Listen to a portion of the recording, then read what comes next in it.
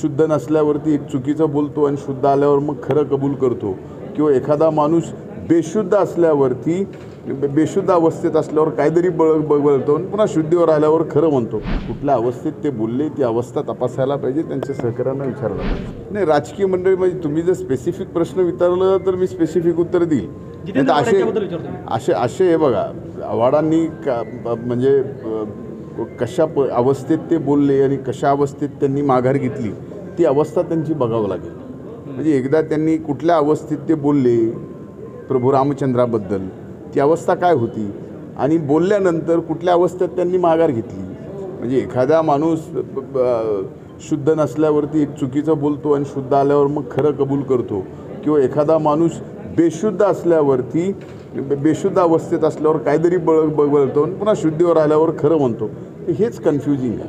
म्हणजे माझं म्हणणं एवढंच आहे की आपण देवाचं स्थान, तुम्ही देवाला मानता, आता देव हा सर्वांचा आला, धर्म वेगवेगळे आहेत. एका धर्मामध्ये ईश्वराला एकच ईश्वर मानला जातं. हिंदू धर्मामध्ये 33 कोटी आहेत, आता वाढलेत.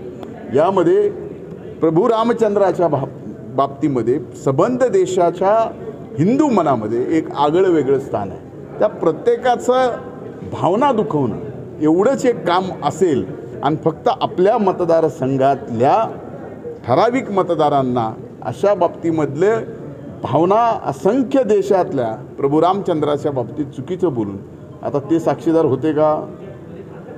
कोण काय खात होतं त्यावेळेस, त्यांचे आजोबा तरी काय जेवत होते हे त्याची साक्षीदार ते आहेत का? मी सुद्धा नाही आहे. त्यामुळे कुणी काय खावं कुणी काय नाही खावं ह्या सगळ्या गोष्टी फक्त स्वतःला कुठल्या अवस्थेत ते बोलले ती अवस्था तपासायला पाहिजे, त्यांच्या सहकार्यांना विचारायला पाहिजे.